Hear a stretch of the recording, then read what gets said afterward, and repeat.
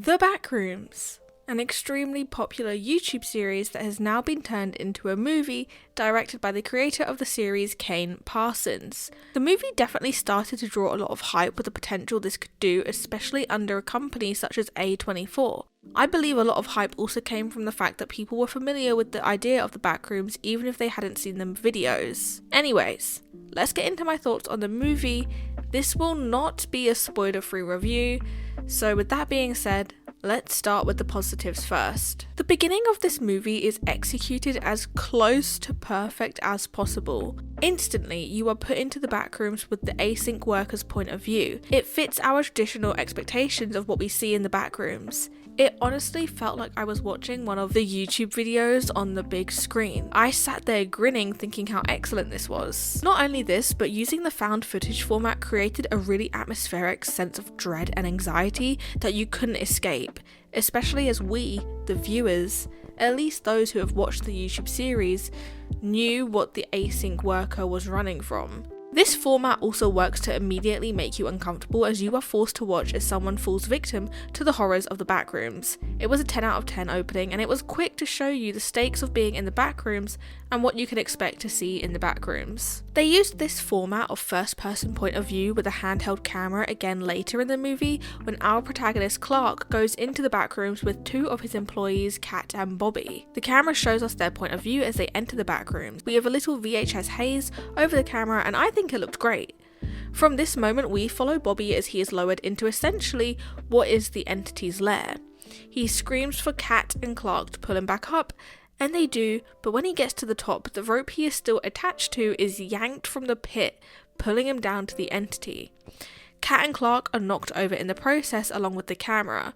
We watch as the entity drags Bobby's body into a cruel space, and this is when our point of view switches to Clark's. We watch as he runs through hallways, panicked as he knows the entity is coming for him next. He enters some weird Christmas kind of room only to then be chased by a weird human creature. The way this person moved might have been the scariest part of the movie for me. I hate anything that's uncanny. This leads him into the pool rooms, which, oh my god, did I hate seeing those. I wasn't sure if they were going to show them, but I'm so glad they did. It might have been the highlight of the movie for me. I don't know why the pool rooms have such a sinister vibe, but they do. This whole section worked really well, and just like the beginning, I think it was executed perfectly in the exact same nature as the YouTube series. This was my favourite part of the movie because it was around a 10-minute sequence of just using the handheld footage.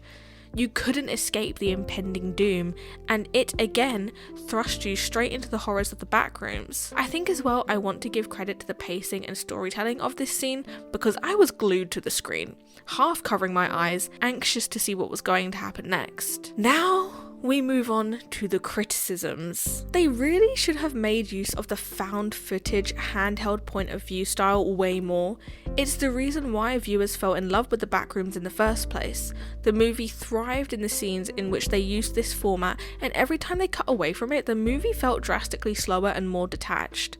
This is probably an unpopular opinion, but I think this could have been a great horror movie if 50% of the movie or more was done in that style. The second they cut away from the first person point of view, I no longer felt like I was watching a horror movie. Like, there were a couple times when I was watching the movie in the third person point of view and it had me thinking how mundane the backrooms actually are. Half of it is just filled with jumbled up furniture. Sure, that's scary for someone who is passionate about interior design, but the second they cut away from the first person point of view, it made the backrooms feel way less horrific. Liminal space and uncanny valley can only be scary for so long. This leads into my other complaint about this movie feeling as if it never wanted to finish a thought. It became really grating the more it happened, but every time it felt like we were getting into an interesting point, they would cut the camera to the next scene. And I get it, maybe they were doing this because they wanted us, the audience, to be left in the dark, confused about what is going on, just as our protagonists are. Or they wanted us to spark conversations about the backrooms and what the hell was happening, leading audiences to start theorising about what they just watched. But a lot of the times it just felt like they couldn't commit to any idea or plot point, and they would just cut away so that they didn't have to wrap it up. I'm all for not spoon feeding your audience every answer to your movie's plot points. I think it's great that the movie didn't do that, especially in the digital landscape we are in now.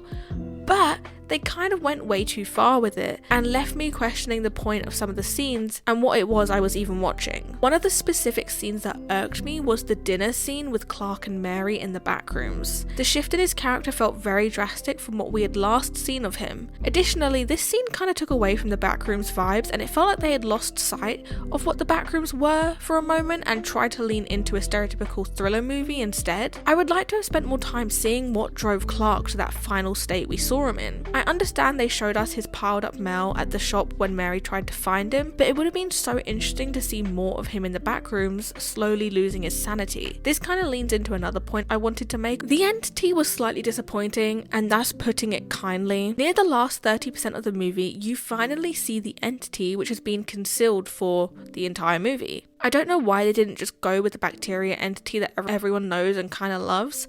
I personally found that version of the entity to be way more horrifying. The final boss entity that we do see is giving Ghost Pirate from SpongeBob. It was such an odd choice. I thought that maybe we were seeing that version of the entity because we were seeing it through Clark's eyes, but clearly that wasn't the case because after he died we still saw it in the Pirate Clark getup. It really took me out of the movie as I found it to be quite goofy looking and it felt very unserious. I know we saw the Private Clark entity because they tried to explain it as all the people in the backrooms are memories and over time they become distorted, but I don't think the entity was effective in being a horror final boss. The aura of the entity was really strong when he picked up the camera whilst Clark was trying to find Kat in the backrooms, but that's about it. Overall, this movie isn't offensively bad, but it doesn't live up to the hype already established by the Backrooms YouTube series. They could have done so much more of this movie. I feel like it had everything it needed to almost become an instant horror classic, dare I say, but they didn't quite stick the landing. This isn't a movie I would really recommend, nor would it be one I was bothered to see again. For a scare rating, as this is a horror movie, I would give it a 3 out of 10. There was nothing too scary about this. Any of the jump scares that they did have didn't leave a lasting impression. The scariest part of the movie was when they used the found footage trope. These moments were definitely high stakes and very engaging and had me covering my eyes, but because these scenes were only 15 minutes out of the whole movie, I have to give it a 3 out of 10. Over on my Letterboxd, at Rebecca Rose, I gave this movie a whopping 2.5 stars. Please do not come for my ass. I tried my best to like this, but I cannot lie to myself. Let me know what you all thought of this movie. I would love to know what hardcore fans of the YouTube series thought. I was only a casual viewer of the YouTube series. I never really dug too deep into theories or the lore of it. So I would be interested to know if you guys were disappointed or not by this movie. I think the film did have an overwhelming amount of hype surrounding it that didn't do it any good. Anyways, let's leave it there. Those are my thoughts on the Backrooms. Make sure not to fall through any floors or walls after watching this. You might just end up in a big yellow furniture shop.